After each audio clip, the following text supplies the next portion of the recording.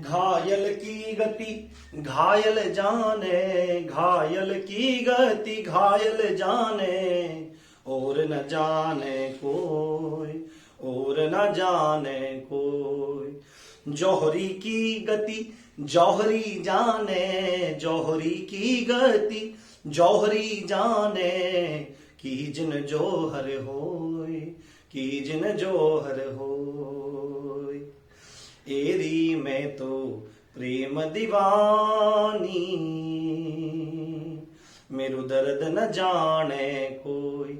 एरी में तो प्रेम दीवानी, मेरो दर्द न जाने कोई। ये पंक्तियां लिखी हैं मीराबाई जी ने, और ये मैं आपको इसलिए बता रहा हूं क्योंकि इस पंक्ति में सबसे पहले, इस पूरी जो कविता मैंने आपको सुनाई है, इसमें जो सबसे पहली पंक्ति है कि घायल की गति घायल जाने और न जाने कोई। ये पंक्ति देख के आपसे पूछता है किसकी रचना है, तो आपको बोलना पड़ेगा मीराबाई की रचना है। इसमें मीराबाई जी कृष्ण प्रेम में पागल होकर कह रही हैं कि जो प्रेम में पागल है, घायल है, वो ही दूसरे किसी प्रेम में पागल व्यक्ति की भावना को समझ सकता है। किस प्रकार? जिस प्रकार एक जौहरी, जो हीरे की परख रखने वाला व्यक्ति होता है, वो दूसरे जौहरी के भेद को जानता है, क्योंकि उसने उस जौहर करने के गुण को, भेद को जाना है। और फिर उसके बाद बोल रही है, एरी में तो प्रेम दीवानी, मेरा दर्द न जाने कोई। सारे गामा ऐसे ऐसे पूरा होता है। तो ये आपके लिए थोड़ा सा अच्छा था। इसी तरह से हम डेली चर्चा करेंगे। तो ये आपसे पूछेगा, तो कैसे हैं दोस्तों, नमस्कार, राम जी की पाठशाला में आपका बहुत बहुत स्वागत है। उम्मीद करता हूं आप सब बहुत अच्छे होंगे। तो आज हम डिस्कस करने वाले हैं वर्णमाला का व्यंजन टॉपिक। इससे पहले हम 2 वीडियोस में डिस्कस किया था कि बेसिक क्या है, कितने नंबर हैं, किस तरह स्वर होते हैं, व्यंजन होते हैं, कितने वर्ण होते हैं। एक तो पहली वीडियो में समझा था। दूसरी वीडियो में हमने स्वरों को, वॉवेल्स को एक अच्छी तरह से डिफाइन किया था। आपने अगर वो वीडियो नहीं देखी है तो चैनल में प्लेलिस्ट में जाके हिंदी फुल कोर्स करके एक प्लेलिस्ट है, वहां पे जाके आप देख सकते हैं। आज हम डिस्कस करने वाले हैं व्यंजनों के ऊपर। वीडियो शुरू करने से पहले, लेक्चर शुरू करने से पहले, यदि आप चैनल पर नए हैं तो चैनल को सब्सक्राइब करना मत भूलिए, क्योंकि इसी तरह की बहुत नॉलेजेबल वीडियो और इंटरेस्टिंग वीडियो मैं आपके लिए लाता रहता हूं और लाऊंगा ये कोर्स आपके लिए। और हाँ, एक चीज मैं आपको बता देता हूं, आपको वीडियो लेट मिलने का रीजन ये है कि मैंने 2 बार वीडियो रिकॉर्ड की, दोनों बार आवाज चली गई। इस बार भी पता नहीं आएगी नहीं आएगी, तो भाई आई एम सॉरी, पर फिर भी मैं आपके लिए वीडियो रिकॉर्ड कर रहा हूं। काफी देर हो चुकी है, फिर भी आपके लिए रिकॉर्ड कर रहा हूं। ठीक है, तो चलो शुरू करते हैं। वर्णमाला व्यंजन है, तो स्वरों के बारे में आपको पहले बता देता हूं। स्वरों के बारे में मैंने आपको पहले बताया था। स्वर कैसे होते हैं? स्वर वो वर्ण होते हैं जिनको उच्चारण करने के लिए, बोलने के लिए किसी सहायता की आवश्यकता नहीं पड़ती है। वो अपना में स्वतंत्र होते हैं, उनको बोलने के लिए किसी चीज की जरूरत नहीं पड़ती। इसके उलट व्यंजन वो वर्ण होते हैं जिनको बोलने के लिए, उच्चारण करने के लिए आपको, मेरे को, किसी को भी स्वरों की आवश्यकता होती है। इसको बाद में समझेंगे। एक चीज मैं आपको बताता हूं पहले ही। देखो, मैंने आपको स्वरों वाली वीडियो में बताया था, उससे पहली वाली वीडियो में बताया था कि स्वरों की संख्या 10 होती है, 13 होती है। आज बता रहा हूं 11 होती है। आपको हो गए मास्टर जी आप पागल हो गए। भाई ये मैं पागल नहीं हुआ हूं, आपको सारे के सारे फैक्ट्स में आपको बता रहा हूं, समझा रहा हूं। अगर आपके पेपर में आए कि उच्चारण के आधार पे कितने होते हैं स्वरों की संख्या, तो आप बोलना सीधे 10। अगर लेखन के आधार पर आए तो बोलना भाई सीधे 13। और इन जनरल पूछा जाए कि स्वरों की संख्या कितनी होती है, सामान्यतः ऐसे पूछ लिया जाए स्वरों की संख्या कितनी होती है, तो आपको बोलना पड़ेगा 11। आपको बोलना पड़ेगा 11। तो उच्चारण के आधार पर 10 होते हैं, लेखन के आधार पर 13 होते हैं। सामान्यतः पूछा जाएगा तो 11 बोल देना। और पेपर में यही सबसे ज्यादा पूछा जाता है, कितनी संख्या, तो 11। ठीक है, व्यंजन पे चर्चा करते हैं। थोड़ा अगर आपको दिख ना रहा हो तो आप वाइड स्क्रीन कर सकते हैं, कोई इशू नहीं है। तो आप इसमें देख लो व्यंजन। व्यंजन क्या होता है? ऐसे वर्ण जो स्वरों की सहायता से बोले जाते हैं। स्वरों की सहायता से बोले जाने वाले वर्ण, स्वरों की सहायता से बोले जाने वाले वर्ण व्यंजन कहलाते हैं। ये अपना में स्वतंत्र नहीं होते, स्वरों पे डिपेंड होते हैं, स्वरों पे निर्भर रहते हैं। और देखो इसमें क्या बात है, प्रत्येक व्यंजन में अ मिला रहता है, अ मिला होता है। देखो मैं आपको प्रूफ करके बताता हूं। हम ले लेते हैं एक व्यंजन, ले लेते हैं पहला व्यंजन, ले लेते हैं क। क्या ले लेते हैं? क। तो अब बोल के देखो, क में देखो, क के साथ में लास्ट में, अंत में अ की ध्वनि आ रही है। क अ, क में अ की ध्वनि आ रही है। तो आप ख को देखो, ख ग, सब में अ फील होगा आपको। घ अंग, सब में अ की ध्वनि फील होगी आपको, सब में अ मिलेगा। तो प्रत्येक व्यंजन में अ मिला होता है, तो आपको इनका उच्चारण पता होना चाहिए। इनका उच्चारण होता है क ख ग घ अंगा च छ ज झ ञ ट ठ ड ढ ण त थ द ध न प फ ब भ म य र ल व श श स ह और क्ष त्र ज्ञ और ज्ञ, और ये अढ़, ये अण, ये है अढ़ और ये है सॉरी ये है अड़ और ये है अढ़। तो देखो सब में अ की ध्वनि बाद में आ रही है। तो अ क्या है, अ क्या है, एक स्वर है। तो व्यंजन कौन से होते हैं, स्वरों की सहायता से बोले जाने वाले वर्ण व्यंजन कहलाते हैं। अब हम सीधे चलते हैं भाई किसकी तरफ, अब हम चलते हैं व्यंजनों के वर्गीकरण की तरफ। वर्गीकरण के आधार पे व्यंजन होते हैं भाई चार प्रकार के। पहले व्यंजन होते हैं स्पर्श व्यंजन, यहां पे लिखा हुआ है। दूसरे व्यंजन होते हैं अंतस्थ व्यंजन। तीसरा व्यंजन होते हैं देखो ऊष्म व्यंजन। इनको थोड़ा अपवाद माना जाता है, कई बार इनको मान लिया जाता है, कई बार नहीं माना जाता। और उसके बाद होते हैं संयुक्त व्यंजन। तो अगर इनको मिला दिया जाए तो 5 तरह के, इनको छोड़ दिया जाए तो कितने तरह के, 4 तरह के होते हैं। तो आज मैं आपको बताने वाला हूं, देखो स्पर्श व्यंजन क्या होते हैं, अल्प प्राण महाप्राण क्या होता है, सघोष अघोष क्या होता है, और इनके उच्चारण स्थान क्या है क्या नहीं है। तो बिल्कुल धैर्य से बैठिए और मैं आपको चीजें समझाना शुरू करता हूं। देखो स्पर्श व्यंजन क्या होते हैं, स्पर्श व्यंजन वो व्यंजन होते हैं जिनके उच्चारण में वायु फेफड़ों से निकलते हुए मुख के किसी न किसी भाग से टकराती है, स्पर्श करती है। यानी कि जब फेफड़ों से वायु निकलेगी तो इनके उच्चारण में मुख के किसी न किसी हिस्से से जरूर टकराएगी। ये जो पूरे के पूरे स्पर्श व्यंजन है जिसमें 5 वर्ग हैं, क वर्ग है, च वर्ग है, ट वर्ग है, त वर्ग है, प वर्ग है, क वर्ग, च वर्ग, ट वर्ग, त वर्ग, प वर्ग। तो आप इनको याद कर सकते हैं क च ट त प, कचट तप, आप इनको ऐसे याद कर सकते हैं। सबको यही चीज बताता है, पर मैं आपको इनकी एक बहुत ही सिंपल ट्रिक बताऊंगा। आपको उच्चारण स्थान जान लेना है, अभ्यास करना है मेरे साथ में, आपका एकदम काम ओके हो जाएगा। देखो भाई अभी महाप्राण क्या है, प्राण क्या है, ये सब चीज हम बाद में समझेंगे। पहले मैं आपको बताता हूं कौन कौन से वर्ग जो हैं कहां कहां से बोले जाते हैं। देखो जो क वर्ग है, क वर्ग में 5 वर्ण है, क ख ग घ अंग। ये अण खाली नहीं होता, ये अंग होता, अंगा। उसके बाद च वर्ग में च छ ज झ इय, ये इय होता है। उसके बाद ट वर्ग में ट ठ ड ढ अण। उसके बाद त वर्ग में त थ द ध न। उसके बाद प वर्ग में प फ ब भ और म। ये इस तरह से होते हैं। अब आपसे एग्जाम में क्या पूछेगा कि इनका उच्चारण स्थान क्या है, किस तरह से उच्चारण स्थान है इनका। तो मैंने आपके लिए एक फिगर ड्रॉ किया हुआ है यहाँ पे। ये इसकी नीली नीली आंखें, आप गाना गा सकते हैं नीली नीली आंखें टूनू, आप ऐसे लेके मजे ले सकते हैं। दूसरी बात है, अब इसमें बाल देखो कैसे करवा रखे हैं। आजकल लड़के जो होते हैं भाई ऐसे बाल रखते हैं, ये नीली नीली आंखें, ये लाल नीले बाल। ये मजाक के लिए, आप थोड़ा सा मस्त होके पढ़िए, कूल होके पढ़िए।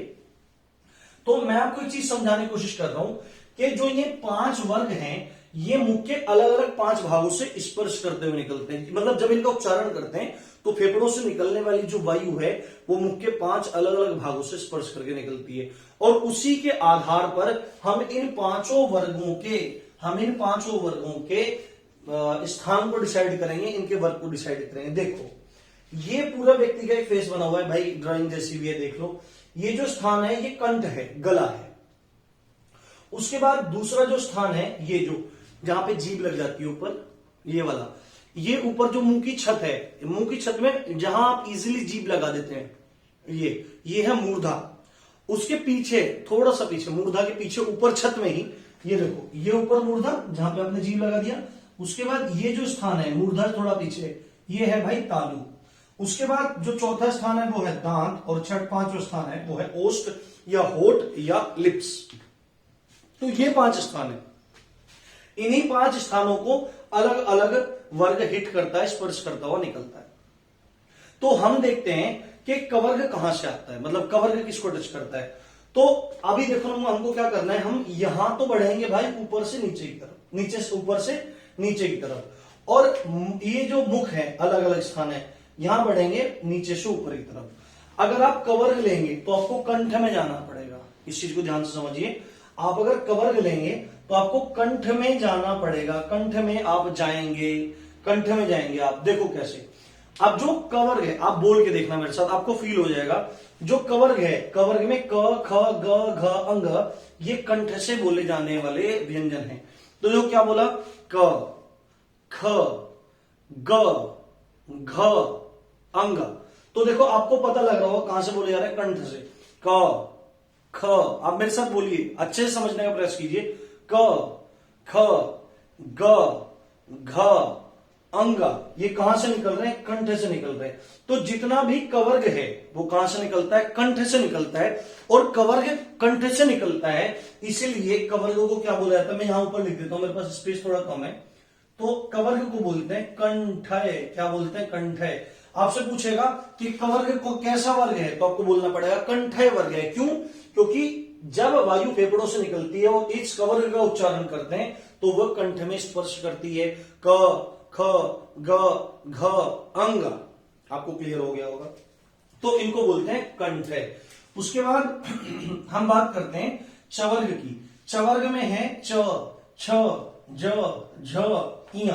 तो देखो मैंने बोला था यहां पे ऊपर से नीचे आना है और यहां नीचे से ऊपर जाना है। अब कंठ में जैसे ही ऊपर आएंगे तो मुख की जो ऊपर वाली छत है उसमें पीछे वाला भाग आएगा, गले के बाद क्या आएगा, पीछे वाला भाग आएगा, जिसको हम बोल रहे हैं तालु। तो जो च वर्ग है, ये देखो, ये जो च वर्ग है ये तालु से बोला जाता है। देखो आप महसूस करो, च, छ, ज, झ, इय। आप बोल के देखो, आपको मुख की जो ऊपर की छत है उसमें पीछे वाले भाग पे ये टच होती दिखाई देगी, जो वायु है वो वहां स्पर्श करते दिखाई देगी। च, छ, ज, झ, इय। तो क्योंकि च वर्ग को उच्चारण करने में वायु तालु में स्पर्श करती है, तो च वर्ग को क्या बोला जाएगा, च वर्ग तालव्य वर्ग है। कैसा वर्ग है, तालव्य वर्ग है। कैसा है भाई, तालु में स्पर्श करता है तो तालव्य वर्ग है। आई एम सॉरी, थोड़ा सा 2-3 बार वीडियो एक साथ रिकॉर्ड करने के कारण गला थोड़ा सा ठीक सा नहीं है, आप थोड़ा सा सेव कीजिए, बस आप समझने का प्रयास कीजिए।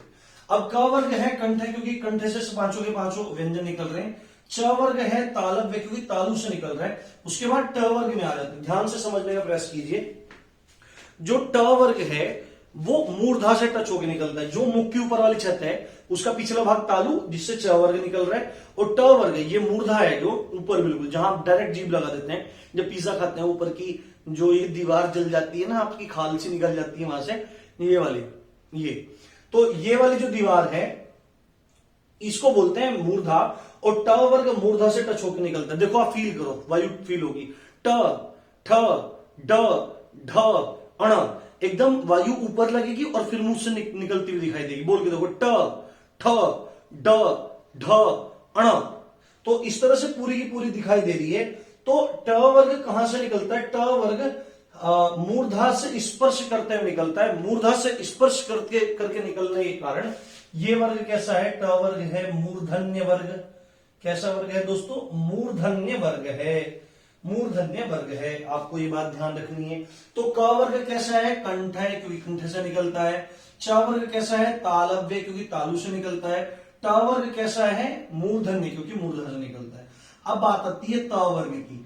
त वर्ग में क्या होगा, त वर्ग में जो वायु है वो दांतों पे टच होगी। देखो आप महसूस करो, त, थ, द, ध, न। आप जैसे ही ये पांचों के पांचों बोलोगे तो जो ऊपर का मसूड़ा है आपका, ऊपर के दांत, उसमें अंदर की तरफ चोट लगेगी, दांतों पे चोट लगेगी। वायु की स्पर्श, वायु का स्पर्श दांतों में होगा। देखो, त, थ, द, ध, न, त, थ, द, ध, न।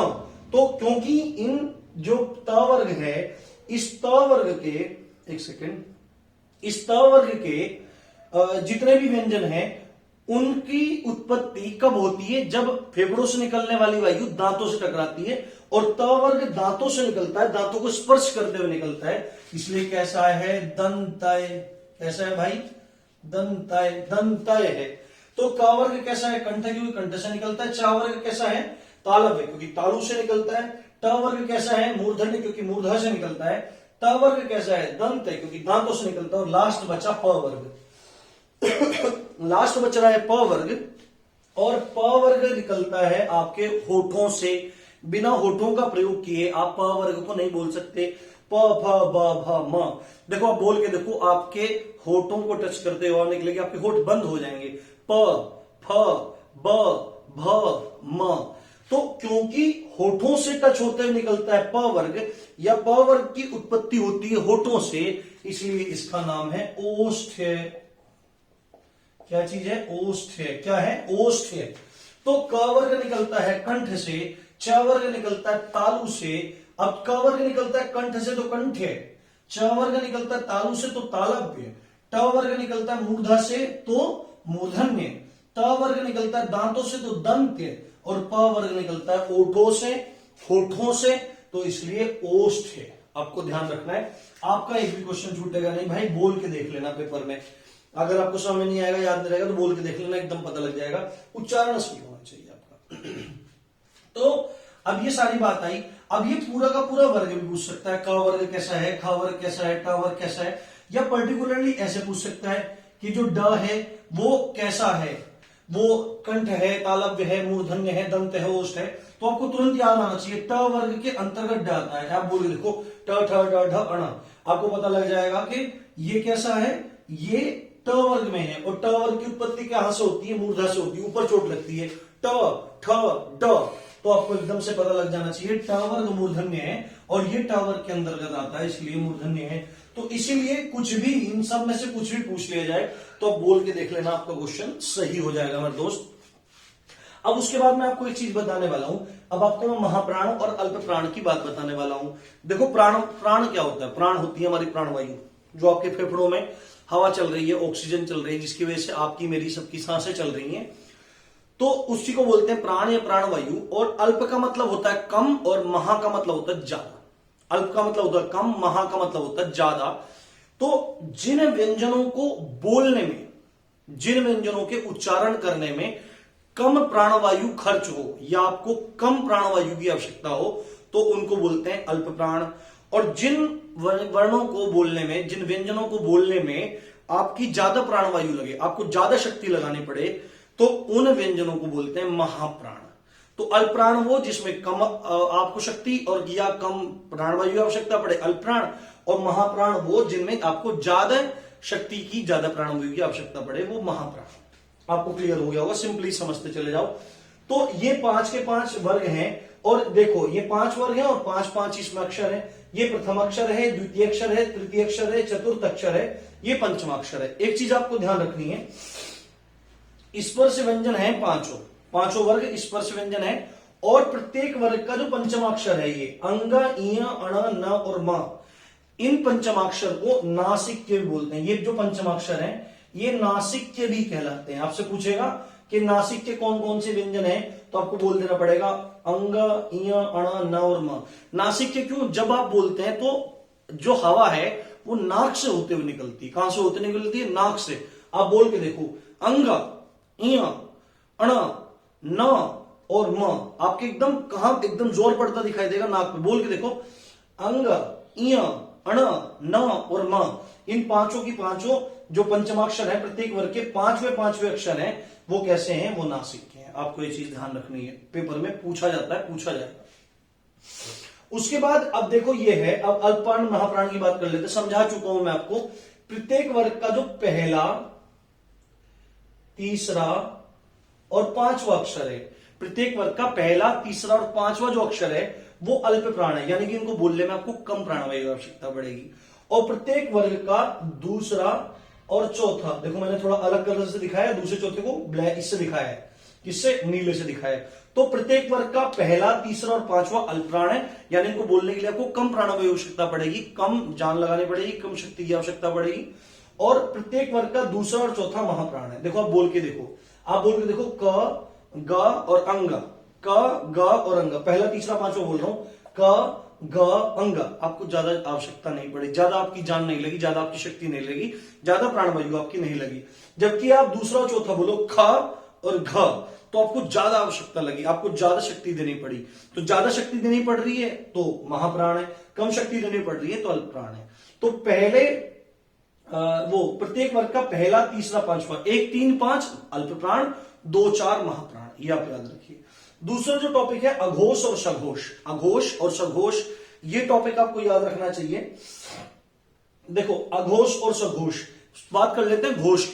घोष का मतलब ये होता है कि जब हमारे स्वर तंत्र में, जहां से हमारी ध्वनि निकलती है, जहां से आवाज निकलती है, जब इसमें कंपन होता है, जो स्वर तंत्र में कंपन होता है, वाइब्रेशन होती है, इसी को बोलते हैं घोष। स्वर तंत्र में कंपन को बोलते हैं, वाइब्रेशन को बोलते हैं घोष। अगर ये अ लगा हुआ है तो नेगेटिव सेंस है, यानी कि अघोष का मतलब है कंपन नहीं, अघोष का मतलब है कंपन नहीं, और सघोष का मतलब कंपन है। घोष के साथ, स का मतलब सहित है घोष के, तो घोष के साथ है तो कैसे कंपन हो रहा है। तो अघोष और सघोष, अगर इन पांचों वर्गों में आपसे पूछा जाए कि कौन से अघोष होंगे, कौन से सघोष होंगे, तो आपको बताना पड़ेगा पहला और दूसरा, प्रत्येक वर्ग का पहला और दूसरा अक्षर या व्यंजन क्या होता है, अघोष होता है, और तीसरा, चौथा और पांचवा सघोष होता है। आप थोड़ा सा बोल के देख लीजिए। देखो बोले प फ, आपको गले में कोई भी वाइब्रेशन फील नहीं होगी। प फ प फ प फ, आपको कोई वाइब्रेशन फील नहीं होगी। जबकि आप ब भ म, तो अगर आप महसूस करोगे, बहुत हल्की सी आपको वाइब्रेशन फील होगी। तो प्रत्येक वर्ग का पहला और दूसरा अघोष है, 1 2 अघोष है, और 3 4 5, तीसरा चौथा पांचवा क्या है, सघोष है। अब एक चीज मैं आपको बता देता हूं, अगर आपसे पेपर में पूछे है, स्वरों की संख्या की बात हम कर चुके हैं, अगर आपसे पेपर में पूछा जाए कि व्यंजनों की संख्या कितनी है, तो आपको बोलना पड़ेगा सीधे 33 बोल देना, 33। कैसे कैसे, देखो 25 तो ये होंगे, स्पर्श व्यंजन हो गए 25, अंतस्थ हो गए 4, 25 और 4 होते हैं 29, और ऊष्म व्यंजन हो गए 4। कितने हो गए, 4। तो व्यंजनों की संख्या कितनी हुई, 35। ये संयुक्त व्यंजन है, ये इसमें काउंट नहीं होंगे। 25 और 4 29 और 4 33, तो 33 है। पर कोई कोई 35 भी मानता है, कोई 33 मानता है, कोई 35 मानता है। 33 तो कैसे होंगे, 25 4 4 33 हो जाएंगे, और 35 ऐसे होंगे जो उच्छिष्ट या द्विगुण व्यंजन होंगे। मैंने द्विगुण व्यंजन बताया था आपको, जब ये ड और ढ में नुक्ता लग जाता है, ड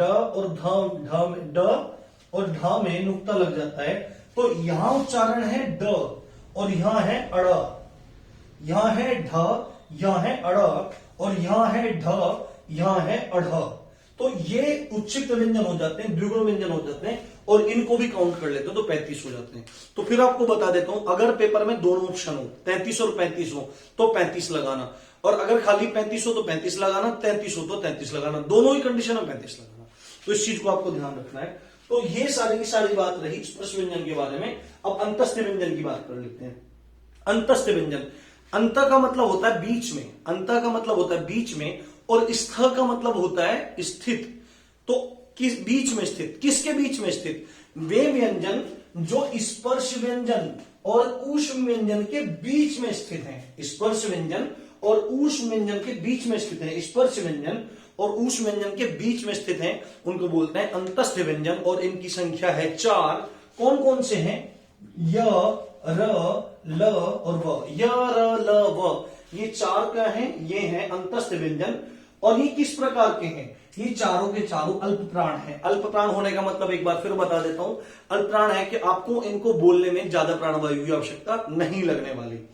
बोल के देखो, य र ल और व, देखो ज्यादा आपको आवश्यकता नहीं पड़ी। और सघोष, अघोष में से कौन से हैं, सघोष हैं। आप चारों के चारों को बोलोगे तो आपको क्या फील होगा, आपको कंपन फील होगा। देखो बोल के देखो, य र ल व, ज्यादा जान नहीं लग रही इसलिए अल्प प्राण है, और कंपन हो रहा है इसलिए सघोष है। तो अंतस्थ व्यंजन कैसे, अल्प प्राण है और सघोष है। कौन कौन से, य र ल व। बोले कहां से जाते हैं, कहां से बोले जाते हैं, मुख में कौन सा स्थान है, तो यह है तालव्य। मैंने आपको बता दिया कि जो च वर्ग है वो तालव्य है, क्योंकि तालु से निकलता है, तालु को टच करते हुए निकलता है। तो यह आपसे पूछेगा तो यह बोल देना तालव्य। बोल के देखो, य महसूस करो, य, तो जो ऊपर की छत है उसमें पीछे वाला हिस्सा तालु, उसमें टच हो रहा है, तालु में टच हो रहा है, तो तालव्य है। अब देखो ये, फिर उसके बाद बात करते हैं व की।